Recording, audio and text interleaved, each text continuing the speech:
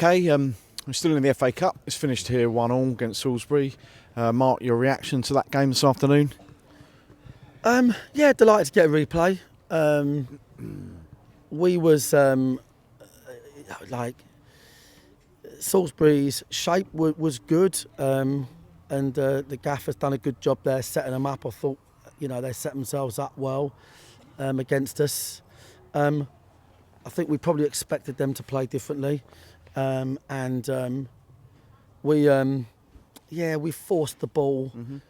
We forced the ball long, but listen, we get a first goal, and the story of the season so far, let's be honest about it, it's missed chances. Yeah. How Alfie doesn't score. Yeah.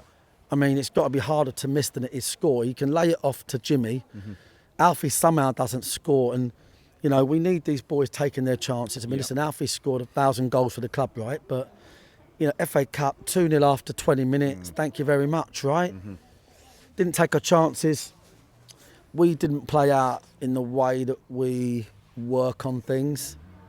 First half, we was grateful to Pybus for a couple of great last-minute challenges and a great save from Noah. But then second half, I thought it was a different story, really. I think Noah's had one save to make. We've forced probably 10 corners, load of dangerous positions. And again, Jason should do better, should score. So across the 90, I actually thought we had much the better chances to win the game. Weren't vintage Wanderers. Obviously, you saw a couple of key players missing. A couple of their replacements have not played.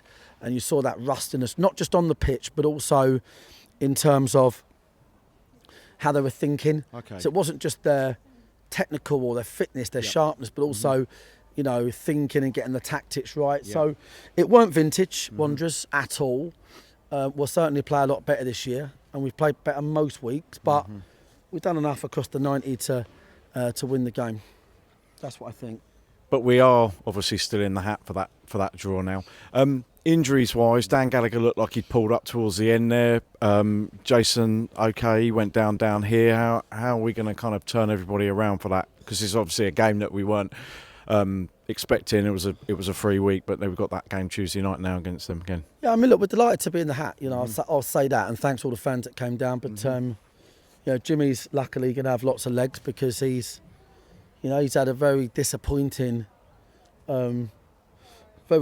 start to the game. Should have been booked 2 times before he got booked. Just putting his own team under pressure. So I was really disappointed with Jim. Is that why you subbed him? Is that why you took him? Well, he basically we he was letting his man run past him. He knew his job was to block their fullback. He let him go past once. He brought him down. Ref should have booked him, let him off. He then handballed it on the floor. Ref should have booked him, didn't. Got off with that. Then decides to stand in front of a free kick, got a booking. So someone who's not thinking that much. One of our supporters got annoyed with me. We had a bit of a spat, and if he's listening, then listen, we're all Wanderers diehard, so I appreciate the passion, but just need to trust me that I know what I'm doing, and I know my football, and I certainly know my players. And when you've got a player that's going to make that many mistakes, I mean, Jimmy Muir's been a real hero for the club, right? But he's got games in him where he was making mistake after mistake, and then he's on the yellow card. And this club wants success in this competition, so I'm not going to leave him on in a million years, especially bearing in mind that we saw in the playoff game that he will tug someone's shirt when they run away from him. So my hands are tied, and I'm a brave manager. I'm not going to be a pussy about that and avoid that. So I thought Jason and Story, the old heads, were the colossal in the game. Brilliant. I thought the game first half missed out Macca and Josh Taylor because we neither went long or passed the ball. We sort of like had this game going on that we don't normally play. And second half, I thought it was more recognisable. It was more recognisable, but and I thought, to be fair, whilst we're disappointed not to win the game, on chances, we was the better team second half, and I think if anyone deserved to win it, we did in the end. We've obviously scored early on and missed some chances. I saw something the other day where we've failed to score in 4 games this season. and that's already. Last year we only failed to score in 4 the whole season. Is that lack of goals a concern? Because I know that the XG's there and the attacking stats are all good, but lack of goals a concern? Yeah, I think so, mate. It is. Yeah, of course it is. I mean, it really is. It's a big concern. You know, what I would say is they're boys that I trust that will get their act together. Just got to make decisions before the game. Alfie's got to think, if I get 7 yards out, I'm just going to put my foot through it into the corner. We don't need to overthink it. But look, the stats speak for themselves. The XG in the league is the highest, and the goals scored is nowhere near enough as it should be. And today, it was, I mean, Dagenham last week, right, another good example. And today, we should be 2-0 up. Second half, we have ample chances. So, yeah, look, we'll take the replay. We're going to be very short of players. I don't think Charlie or Brennan will make Tuesday. Okay. I don't think Dan Gallagher will. So we are going to be extremely short of players. But that's football, mate. That's the dynamic, isn't it? So we'll just have to get on with it. The one thing that you can always count on, hopefully, is that there'll be some good home support down there, without obviously doing the logistics of it. Looking to pack out Meadowbank for Tuesday night and get as many in there under the lights and get the boys through to the next round.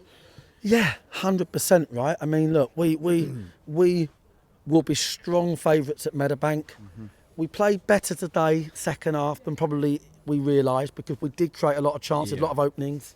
And yeah, we need the support in there. Like, let's hope the game doesn't go under the radar. Let's get all the loyal fans in there for this game. We'll know our opponents, so it'll be a good opportunity. We're in the hat, which is great, and that's where we are, mate. So, yeah, look, work to do. Mainly today, our shape was poor in a game where we was fully pressed, and but we credit Salisbury for causing us problems. But I think a lot of our inability to win that game was more so down to us. Okay. All right, well, have a good couple of days, Mark. Safe journey back, and we'll see you down at Meadowbank, and hopefully loads of other people on Tuesday night. Yeah, and the fan that I had a row with, come and see me, let's have a hug. Cheers. Thanks, Mark.